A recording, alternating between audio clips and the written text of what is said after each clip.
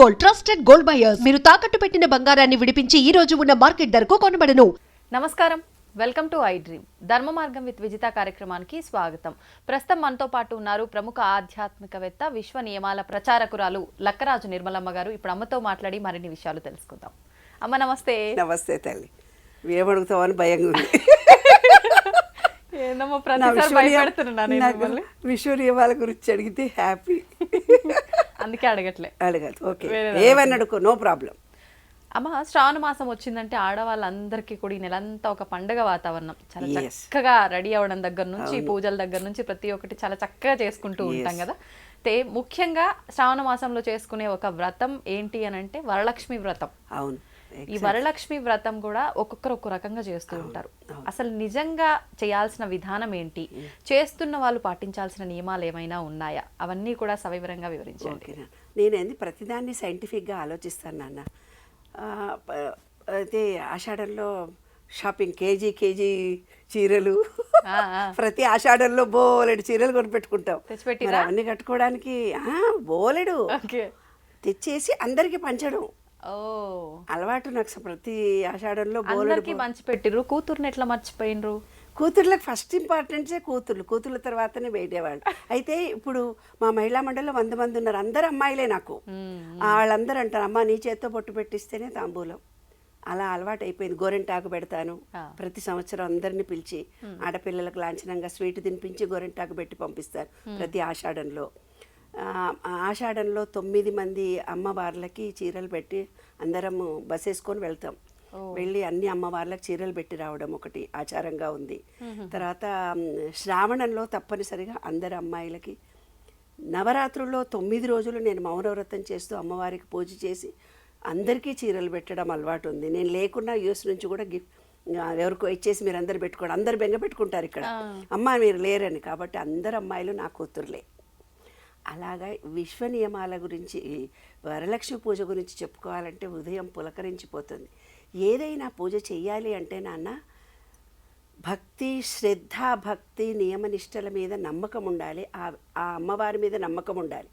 ఇవి ఏమిటంటే ఊర్లలో వాళ్ళకు, పల్లెటూరులో వాళ్లకు బోనాలు మాత్రము, బతుకమ్మలు మాత్రమే తెలుసు. ఈ వరలక్ష్మి పూజలు, శుక్రవారము, శ్రావణ మాసం నోములు ఊర్లలో వాళ్ళకి తెలియదు. అస్సలు తెలియదు. శుక్రవారాలు పాటిస్తారు కానీ ప్రత్యేకంగా వ్రతం శ్రావణ మాసం అంటే కూడా వాళ్ళకి పెద్దగా పట్టింపు ఏమీ ఉండదు. శ్రావణంలో నాగపంచమి అని వస్తుంది చూడు, అదొకటి చేస్తారు. ఆంధ్ర వాళ్ళు ఏం చేస్తారంటే నాగుల చవితి అని చేస్తారు కార్తీక మాసంలో. ఇక్కడ తెలంగాణ వాళ్ళు నాగుల పంచమిని, నాగులకు పాలు పోయడం అనేది విశిష్టంగా చేస్తారు. ఊర్లో ఎవరైనా చేస్తారు. కానీ మిగతా పండుగలు, శుక్రవారాలు, మంగళవారాలు, ఇవన్నీ ఈ టౌన్లలో, హైదరాబాద్లలో, ఇక్కడ ఈ ఎడ్యుకేటెడ్ అయిన వాళ్ళకు చేసుకునే వ్యవహారాలే ఇవన్నీ. ఊర్లలో ఇప్పుడు ఈ మధ్యలో టెక్నాలజీ పెరిగి యూట్యూబ్లలో ఆ ఛానల్లో ఈ ఛానల్లో ఎక్స్పోజ్ అవ్వడం మూలంగా అందరూ చేయాలన్న ఆరాట పడుతున్నారు. కానీ అమ్మ, ఇది నిజంగా శాస్త్ర ప్రకారంగా అందరూ చేయాల్సిన వ్రతమే కదా? అందరూ చేసుకోవచ్చు. అయితే చూసి ఒకరు చేస్తున్నారు అలా ఉండదంట. కొంతమంది నేనేం పర్వాలేదమ్మా, నేను వరలక్ష్మి పూజ చేస్తున్నాను కదా, నా పక్కన కూర్చో, పర్వాలేదు నాన్న అంటే, మాకు ఇంటికి ఆచారం లేదమ్మా, మేము కూర్చోకూడదు, మా అత్తగారి వాళ్ళు మా ఇంట్లో ఇది లేదు, మేము ఉట్టి అమ్మవారి ఫోటోకే చేసుకుంటాము అంటారు. అంటే నోముగా ఉన్న వాళ్లకు ట్రెడిషన్, ఆ పద్ధతులు పాటించాలి. లేని వాళ్ళు మామూలుగా శుక్రవారం నోములాగా చేసుకోవచ్చు, ఒక పటం పెట్టుకొని చేసుకోవచ్చు. అయితే ఇందులో స్పెషలైజేషన్ వరలక్ష్మి పూజలో ఏంటంటే అన్ని 9 అంటే ఏమిటిది, హైయెస్ట్ రిచ్ కదా. ఇంకా 9 తర్వాత ఏ సంఖ్య లేదు. 9 అనేది నవగ్రహాలు. నవగ్రహాల్లో సూర్యుడు, చంద్రుడు, మంగళుడు, బుధుడు, గురువు, శుక్రుడు, శని కదా. అంటే మన శరీరంలో ఉండేది కన్ను, మనస్సు, రక్తము, నాడీబండలము, జ్ఞానము, ప్రేమ. శుక్రుడు అంటే ప్రేమ, సుఖము. శని అంటే ఆస్తులు. రాహు అంటే మాయ. కేతు అంటే మోక్షతత్వం మనకి. తర్వాత మన మణిపూరక చక్రము, స్వాధిష్టానము, మూలాధార చక్రము, విశుద్ధి చక్రము, ఆజ్ఞా చక్రము, హృదయము, మూలాధారము, స్వాధిష్టాన చక్రము, సహస్రార చక్రము. అగ్ని, జలము, అగ్ని, భూమి. మూలాధారం అంటే అగ్ని, భూమి కిందికి వస్తుంది.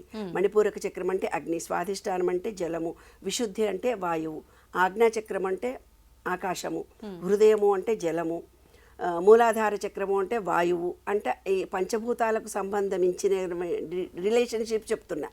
స్వాధిష్టానం అగ్నికి, ఆకాశహస్రానము తేజోమయం. అంటే నా విశ్వ నియమాల ప్రకారము ద లా ఆఫ్ పవర్ ఒకటి, లా ఆఫ్ రిఫ్లెక్షన్ ఒకటి, లా ఆఫ్ యాక్షన్ ఒకటి, లా ఆఫ్ కమ్యూనికేషన్ ఒకటి, లా ఆఫ్ ఎక్స్పాన్షన్ ఒకటి, లా ఆఫ్ అట్రాక్షన్ ఒకటి, లా ఆఫ్ కర్మ ఒకటి, లా ఆఫ్ ఇల్యూషన్ ఒకటి, లా ఆఫ్ లిబరేషన్. ఇలాగా మన ఈ విశ్వ నియమాలతో అనుబంధం కలిగి ఉన్నదే వరలక్ష్మి పూజ. నువ్వు ఇందాక ఫీల్ అయ్యావు విశ్వ నియమాల గురించి. నేను చాలా రోజులైంది మనం మాట్లాడుకొని, వచ్చేసింది, దూరిపోయింది.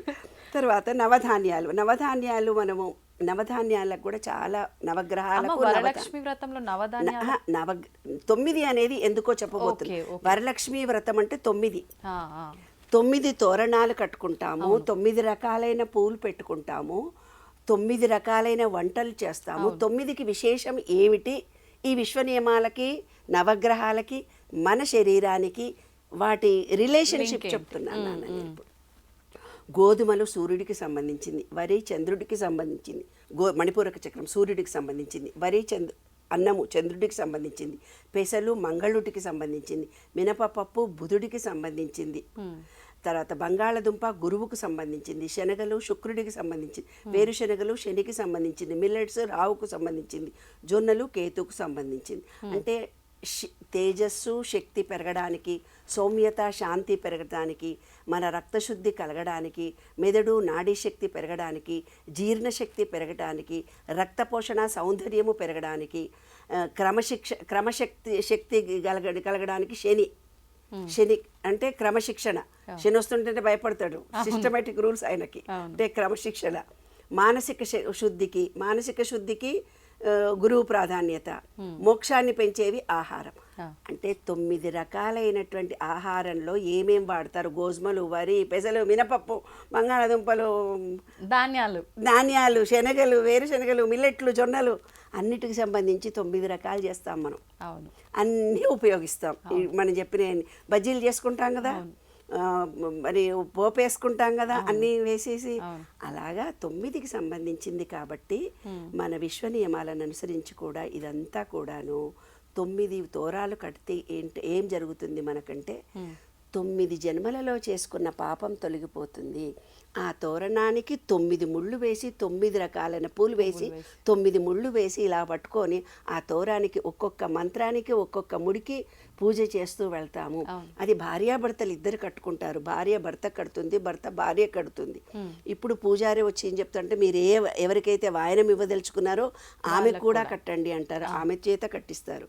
లేదా భార్యాభర్తలు ఇద్దరే పెట్టుకునే వాయనము ఒక మహిళకి ముందు అమ్మవారుగా భావించుకొని, అంటే మనం ఈ విశ్వంలో మనం ఎవరికి అయినా ఇస్తే మళ్ళీ అది రిటర్న్ వస్తుంది అనేదే శాస్త్రమే బాబు. అంతకంటే ఎక్కువ సైంటిఫిక్గా 9 అంటే ఏమిటిదో ముందు తెలుసుకో. 9 అంటే అన్నీ వచ్చినాయి, నవగ్రహాలు, నవధాన్యాలు అన్నీ వచ్చినాయి. కాబట్టి 9 రకాలైన వంటలు చేసి దేవుడికి ఆరగింపు పెట్టుకుంటామా? వరలక్ష్మి పూజ అంటే 9 రకాల తోరం కట్టుకుంటామా? 9 రకాలైన పువ్వులు కూడా వేస్తామా? అన్ని కలర్స్ మన బాడీకి అవసరం. విబ్జిఆర్లోని 7 రంగులు మన శరీరంలో నాడులన్నీ యాక్టివేట్ అవుతాయి. ఆల్ కలర్స్ 9 కలర్స్ మనం చూస్తాం. 9 మంది ముత్తైదులను కూర్చోబెట్టి వాళ్ళకి భోజనాలు పెడతాము, తాంబూలాలు ఇచ్చుకుంటాము. అది ఎవరి శక్తి మేరకు వాళ్ళని చేసుకుంటాం. కాబట్టి వరలక్ష్మి పూజ అనేది ఈ విశ్వ నియమాలకు సంబంధించినటువంటి అంశము. 9 రకాలైనటువంటి ఆహార ధాన్యాలు మన శరీరంలోకి వెళ్తున్నాయి. 9 రకాలైన కలర్స్ మన బాడీలోకి కావలసినవి వెళ్తున్నాయి.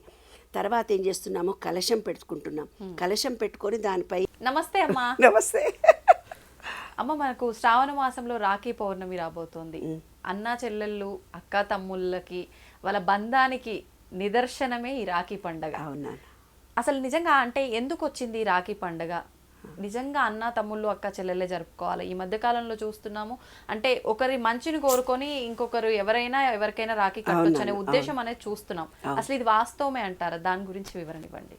లేదు నాన్న, పూర్వీకులు మన ఆ రోజుటి కాలమాన పరిస్థితులను అనుసరించి మేము తల్లి తండ్రి పెద్దవాళ్ళం అయిపోయాము. మా తదనంతరము ఆడపిల్లల్ని ఎవరు చూస్తారు? ఒక కష్టంతోటో నిష్ఠూరంతో ఒక ఆడపిల్ల పుట్టింటికి వచ్చింది అని అంటే కడుపుతో పుట్టిండ్లనే దాన్ని ఎలా మర్చిపోతామే? ఏ కష్టం వచ్చినా కన్నీళ్ళు వచ్చినా అమ్మా నాన్నే కదా మనకు గుర్తొచ్చేవాళ్ళు. ఏ కష్టమన్నా చెప్పుకోవాలంటే మా అమ్మకు మా నాన్నకే చెప్పుకుంటాం అనుకుంటారు కదా, మా అన్న తమ్ములకే చెప్పుకుంటాం అనుకుంటాం కదా. అలాంటిది పెద్దవాళ్ళు పెట్టిన దాంట్లో అంతరార్థం ఎంతో ఉంది. ఇప్పుడు ఏంటంటే నీవేదో గిఫ్ట్ కోసమే నాకు రాఖీ కట్టడానికి వచ్చావే అనే డైలాగులు మనం ఎన్నో వింటుంటాం. ఏదో సెల్ఫిష్నెస్గా మీ వదిన ఏదో చీర పెట్టడానికే వచ్చింది రాఖీ తీసుకొని అనడం, ఇలాంటివి చిన్న చిన్న సరదాగా అనుకునే మాటలో, శాస్త్రీయంగా అనుకునే మాటలో నాకు తెలియదు. కానీ ప్రతి ఆడపిల్ల పుట్టింటికి వెళ్ళి కనీసం రాఖీ కట్టడానికి ప్రతి పని వాళ్ళు వెళ్తారు నాన్న. నాకు ఎంత సంతోషం వేస్తుందో. మిడిల్ క్లాసులో వాళ్ళు వెళ్ళకపోయినా లో మిడిల్ క్లాస్ వాళ్ళు కంపల్సరీ మేము రాఖీ కడతాం అమ్మ మా అన్నకి అంటారు. మా అన్న మా ఇంటికి వచ్చాడమ్మా మేము రాఖీ కట్టామమ్మా అంటారు. నిన్న ఒక క్యాబ్లో వస్తుంటే క్యాబ్ అతను నాకు ఒక మాట చెప్పాడు. మా చుట్టమైన ఏదో ఎలక్ట్రిక్ పొలం గట్టులో పొలం మీద ఏదో వైరు పెడితే నక్కలో ఏమో రావంట, రాకుండా ఉండడానికి ఎలక్ట్రిక్ షాక్ పెట్టి ఉత్తలకు వచ్చాడట. 70 ఏండ్లు ఆయనట. మర్చిపోయి దాని మీదనే కాలేసి వచ్చాడట. ఉత్తలకు వేసేటప్పుడు ఆ ఎలక్ట్రిక్ వైర్ మీదనే కాలేసి వచ్చాడట. Spot dead. అయితే లంబాడీ వాళ్ళల్లో నాన్న ఎవరైనా చుట్టాల్లో ఒక వ్యక్తి చనిపోతే ఇంటోళ్ళు ఏం ఖర్చు పెట్టారు, బయటి వాళ్ళందరూ డబ్బులు వేసుకొని వాడికి అయ్యే ఖర్చు అంతా భరిస్తారంట. అది వాళ్ళ ట్రెడిషన్ అంట. అట్లాగా మన ట్రెడిషన్ ఏమిటిది, అన్నదమ్ములు అక్కా చెల్లెళ్ళు కలిసి ఉండాలని పూర్వీకులు నిర్ణయించినటువంటి అద్భుతమైనటువంటి ఈ పండగ నాన్న రాఖీ పూర్ణిమ అనేది. అన్నదమ్ములుండి పట్టించుకోలేని ఆడపిల్ల కన్నీళ్లు పెట్టుకున్న రోజులు ఉండవా మనకి? నిజంగా ఆడపిల్లలు చెప్తారు, నేను గోరింటాకు పెట్టినప్పుడు చెప్తారు, అమ్మ మాకు పుట్టింటి వాళ్ళే లేరు, మమ్మల్ని పిలిచే వాళ్ళే లేరు, మీరు పిలిచి మాకు ఇవాళ గోరింటాకు పెట్టారు, మా అమ్మమ్మ నిజంగా నా పుట్టిల్లు అని కౌగిలించుకొని ముద్దు పెట్టుకొని పోతారు. ఆశీర్వచనం ఏమని నాకు మా వారికి దండం పెట్టిపోతారు. అలాగ పుట్టింటి లేని వాళ్ళు ఎంత బాధపడతారు నాన్న. కాబట్టి ఎవరమైనా సరే, అందుకనే ఎవరన్నా అన్నయ్య అని మనం కట్టి వాళ్ళకి ఏదో స్వీట్ ఇస్తాం, మన తృప్తి మన సంతోషం. కాబట్టి అన్న తమ్ముళ్ళు అక్కా చెల్లెళ్ళు అనే రిలేషన్షిప్ అనేది చాలా గొప్పది. భార్యకి భర్త, భర్తకి భార్య మంచో చెడో అడ్జస్ట్ అయిపోయినప్పుడు నా పుట్టింటికి వెళ్ళి నేను ఈ పూట ఉండొస్తాను అనే దాంట్లో ఎంత తృప్తి, ఎంత ఆనందం కలిగి తల్లి తండ్రి తదనంతరము అన్నతమ్ములే మిగులుతారు. కాబట్టి ఈ పండుగను మనకు పెట్టారు పెద్దవాళ్ళు. అంటే మా తదనంతరం అన్నతమ్ములు ఈ ఆడపిల్లను కూడా తమ ఇంటికి ఒక రోజు పిలుచుకోవాలి, కనీసం భోజనం పెట్టాలి. రాఖీ కట్టడానికంటూ ఒక రీజన్ చెప్పన్నా అది పుట్టింటికి వెళ్తుంది, వీలు కాని పరిస్థితులు ఉంటే ఆడపిల్లకు అని. చాలా అద్భుతమైనటువంటి పండుగ నాన్న.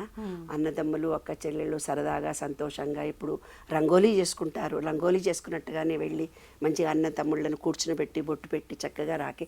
తెలంగాణలో కాదు, నార్త్లో కూడా చాలా విశేషంగా జరుగుతుంది.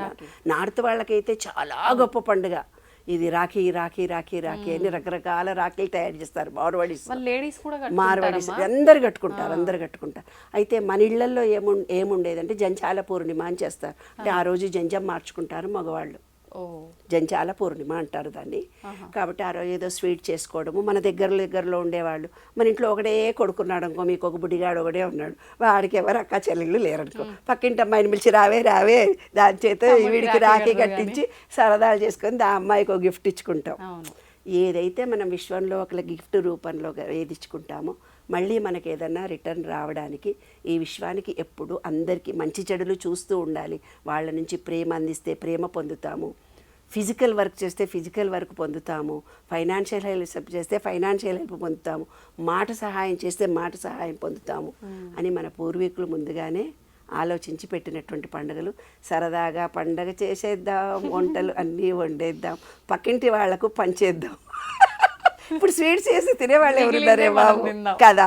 ఇంట్లో 9 రకాలైన స్వీట్లు వరలక్ష్మి పూజ నాడు చేస్తే తినేవాళ్ళు ఎవరు లేక 5 చేస్తున్నారు, తర్వాత 3 చేస్తున్నారు, తర్వాత ఒకటి ఇప్పుడు స్వగృహ ఫుడ్స్లో దొరికినది చేసి ఆరగింపు పెట్టేస్తున్నాము. అంతే, టెక్నాలజీ చాలా మారిపోయింది. మనకే మనం కూర్చున్న చోట అంతా వచ్చింది. కానీ అవన్నీ కూడా తినాలనే మన పెద్దవాళ్ళు పెట్టారు.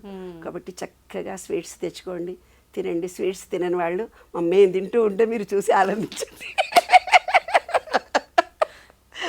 అంతే కదా మరి. ఎందుకమ్మా స్వీట్ తినని వాళ్ళకి కూడా రకరకాల అవకాశాలు వచ్చినాయి కదా. డ్రై ఫ్రూట్స్తో చేసుకుంటున్నారు మా స్వీట్స్, డ్రై ఫ్రూట్స్తో చేసుకుంటున్నారు స్వీట్స్. ఎన్నైనా తినొచ్చు. నేను మా ఆయన ఇద్దరం మేము కాశీలో స్వీట్లు వదిలిపెట్టొచ్చు. ఏంది స్వీట్స్ మొత్తం పాకం పట్టేవి నేను వదిలిపెడితే మా ఆయన నేను కూడా వదిలిపెడతా అన్నాడు.